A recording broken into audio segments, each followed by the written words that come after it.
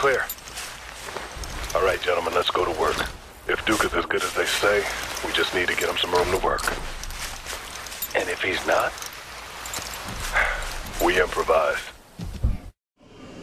Hey guys, Ramon Aranda here with GotGame. We're with Kenneth Price, associate producer of Ubisoft, and we're talking a little Ghost Recon Future Soldier.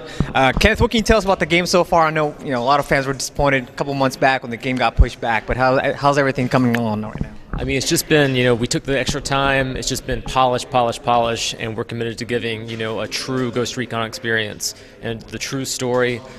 At the beginning of the project, we went a little bit too far into the future, and we had, rockets firing from the back, and we just took a look at that and said, this isn't what Ghost Recon's always been about. So we've taken the extra time.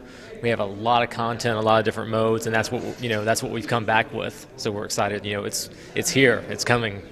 We just got a chance to play a little bit of the campaign mode. We're playing a 4-player co-op.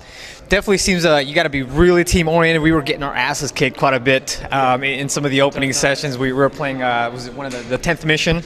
And yeah, we learned pretty quickly that you've got to work together. You got to communicate extremely well. Obviously, you guys have had a chance to play quite a bit of it. I'm sure you has your focus groups and all that sort of thing. But how would you kind of explain the campaign mode in itself and to what it's about and how important it is, like we just found out, to work together? So our co-op campaign is the entire single-player campaign of the game is playable 4 players.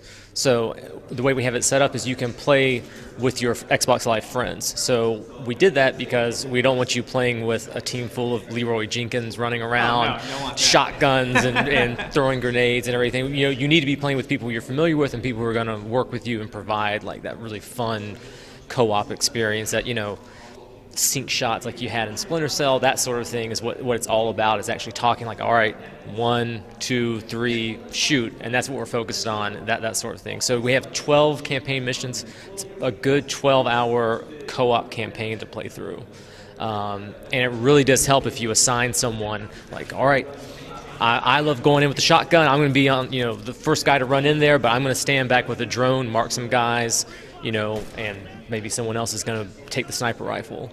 So it really is like that core co-op experience, and it's a lot harder to play in co-op because you're working with actual human beings and not the AI guys who are going to just do whatever you tell them to do and knock it out and get the shot right first time. Because we were playing, you may have a shot lined up, your guy walks behind something, and that shot's gone. He sees his buddy drop. It's all over. So that's really what the co-op's all about, is those moments. Now, the other mode that we just got a chance to check out was Guerrilla Mode.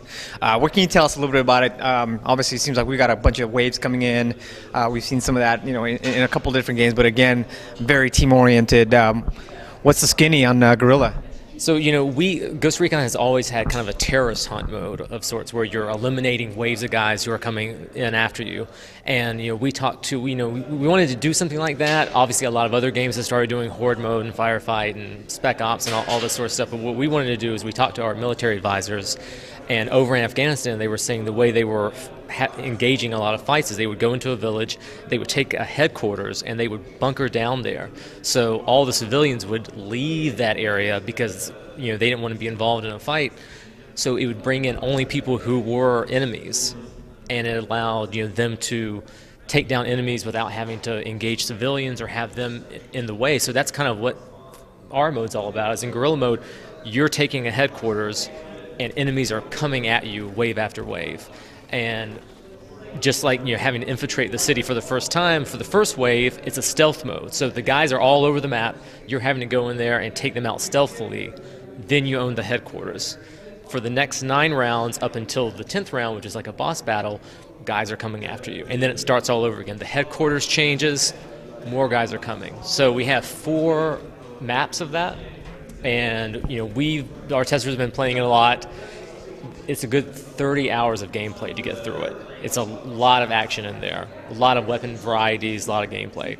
So what we've seen so far, pretty exciting stuff. A couple of the guys here have had a really good time so far. What we see, when can these gamers at home, though, when can they check out Ghost Recon Future Soldier? Up first, we have the beta, which is coming in April. So it's coming for PlayStation 3 and 360. It's multiplayer beta.